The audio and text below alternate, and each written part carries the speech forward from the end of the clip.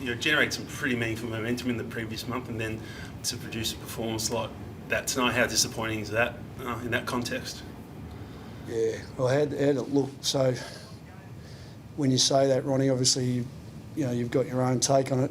What aspects do you mean? Stoppages, would you agree stoppages were a really bad aspect of the game? Yeah, they were. It's a bit like the Fremantle game earlier in the year when we went over to Perth. We were torched at the source, numbers-wise. Territory game was too far in the opposition's favour, and there was some efficiencies in the first quarter that allowed us to keep our head above water.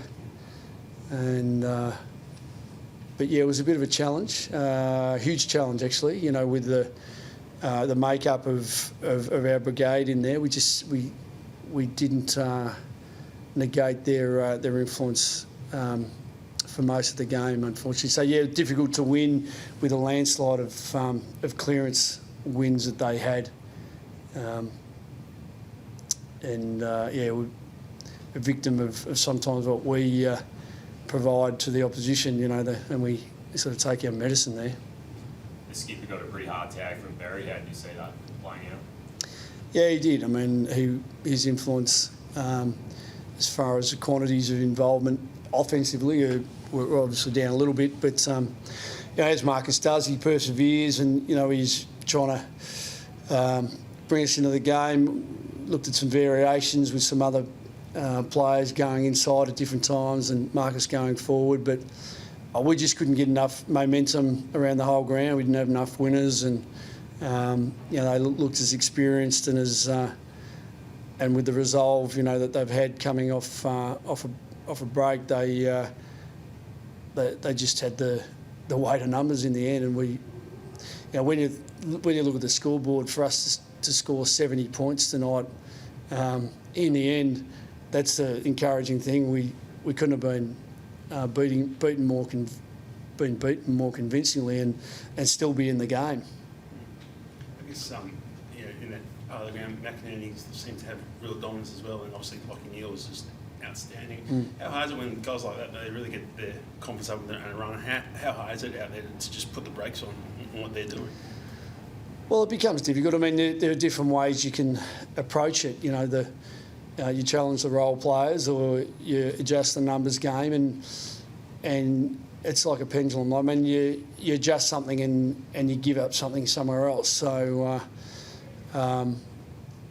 ultimately, especially in the first half, their uncontested marking game, we felt that they worked extremely hard on offence, and we've been relatively effective with our team defence in recent times, but they did pick us apart tonight. We were challenged in that regard, and we didn't execute as well as we had, and they got some momentum. But I think probably the main thing that was a concern, other than the clearance game, was that some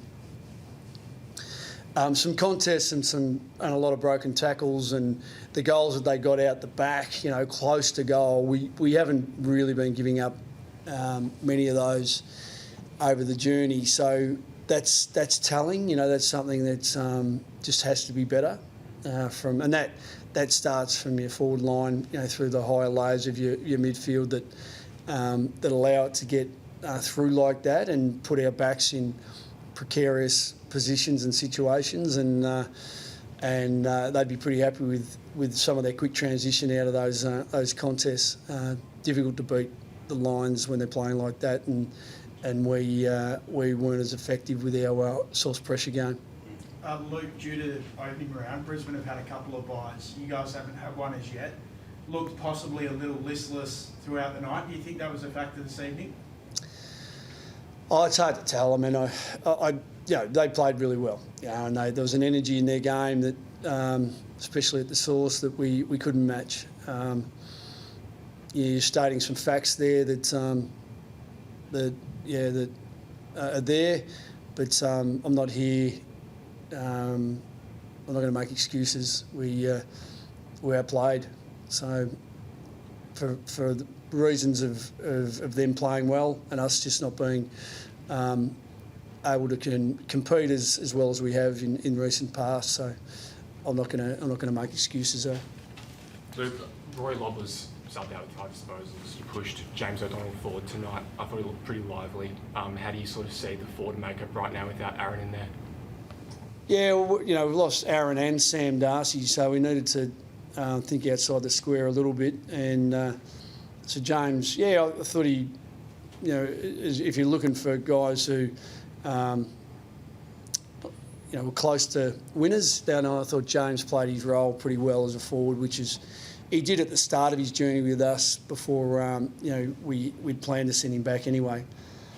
And Lobby had a bit of an ankle and wasn't covering the ground as well as he usually does. So Buku was there for insurance for us tonight. We picked the attrition as you move through the season and the team you pick. You got to make sure we're picking teams with the complexion of them that can really run and have got an appetite for the contest. And we had a good blend, and so Buku was there as a player who could play forward or back. If we need to call on him, we've had some injuries during games in recent times, and that's not how you should pick your sub. But we introduced him for Rory basically because we felt we needed to get him on the ground at some point, but Lobby just looked a bit incapacitated, so we took him off. Do you look to stick with Lob if his ankle is okay? Do you look to stick with him going forward? Yeah. Well, he's our second ruck too, and we need to share that load. It's too much of a challenge for one person, and we come up against Jackson and Darcy this week against Fremantle, so it's not going to get any easier.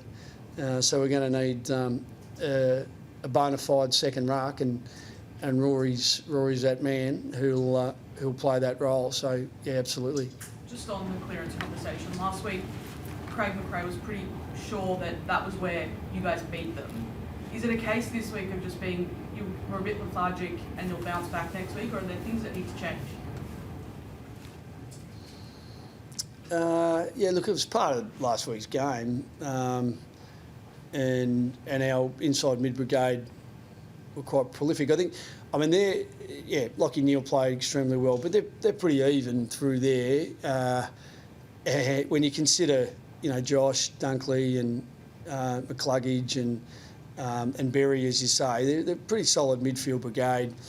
The Pies are down on numbers. When you think how much of a match winner Nick Dacos is, he was just outstanding last week, and probably didn't have the experience around him like a Brisbane tonight. So we needed to be at the absolute top of our game with our inside mids and our rucks, and we probably weren't, and they put us to the sword, and so look, we had Tommy Libb coming back from concussion. He's been out for a month or so. Riley Sanders, who's hasn't broken double figures as far as games, trying to support Marcus Pontempelli and Adam Treloar, and then trying to get the little guys in Riley Garcia and Riley West, up for a pinch hit here and there. So we just couldn't get on top of their guys, and they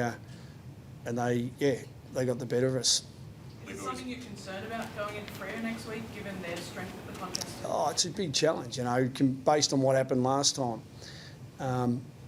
Caleb Sarong, Nat Fife, Andrew Brayshaw, in their rucks. So absolutely, that's where they won the game last time. So, but it was a closer game. I think it was only just over a goal in the end, that one. So yeah, big challenge going into this week when you consider what happened tonight. Libba was back into it early, flying the flag for the skipper. Did he get through okay? He got through all right, but that was part of the problem. When we were looking, we might get a bit of momentum in the game. Just gave away free kicks. It was free kicks left, right and centre just to halt the momentum, and we just couldn't get any rhythm. And so you put that down at their source pressure game. They rushed us and coped with it as well as we needed to. And some of the discipline in the game just needs to remain tight. What do you think of the interpretation this week, I guess? There was 7 holding the ball frees to the Lions in the first half. How do you think it's going? Look, it's a challenge. What in the AFL's charter, it talks about our game being a contested game. So, and in the charter, you have to protect the player who tries to win the ball. So we can't move away from that, otherwise the game changes. What happened last week was a reaction to some feedback from some senior coaches, but they were talking about situations where players were standing up in tackles, and the request was for the whistle to be blown a bit earlier. Whether they've had prior opportunity or not, just blow it earlier. But now that's been taken into situations where players have been taken to ground. Now, what we need to absolutely uphold is the prior or no prior opportunity. So when a player has not had prior opportunity, we've got to make sure that we protect the player. I'm not talking about tonight, I'm just talking about the game in essence. We need to protect the guy who wins the footy. If he gets tackled straight away, we need to make sure we get back to making sure we're in sync with, as I said, the spirit of the game more than anything. Only you guys can assess what happened tonight. I'm not going to comment on it. But what's happened is now the game has evolved and changed within the space of 2 weeks, and it's risky now and a concern if we're not looking after the ball winner. Are you more confused now than you were 2 weeks ago? I'm not confused because I know what should happen. And again, I'm not talking about what happened tonight. I watched nearly every game. I watched every game last week, and we're only in the infancy of this round. But the priority should be now to make sure that whoever's winning the footy is looked after. And I think there's people have said get rid of the prior opportunity rule, but if you do, it's a very different game. If you got players who are hesitant to go and win it, we don't want to be there. So the AFL's got a challenge on their hands. I think the umpires are trying to process and manage the situation, and where it goes is it's a challenge for them. Aside from Lobby, are there any other concerns that arose from tonight? Yeah, Alex Keith came off with what we think is a hamstring injury, so looks like we're likely to lose him. Other than Alex, I think everyone else got through. We lost a couple of boys, state league level, to concussions in Luke Cleary and Jordan Croft. So the attrition rate's not great at the moment, so the boys are hanging in there, and I think they're doing a mighty job with the changes in personnel.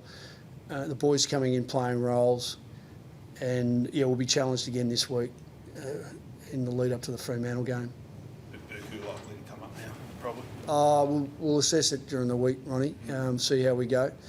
The balance and the makeup of the team was about right, and as I said, Buku was there for insurance as far as the keys go. We did have a couple of boys who were a little bit sore, as you do. You get to this stage of the year, and a couple of our keys went into the game a bit sore, but when you lose Sam and Aaron in recent times, you got to. It wasn't a risk because an injury risk, but Buku was there to support, and the rest of the tools got through. Thanks, everyone.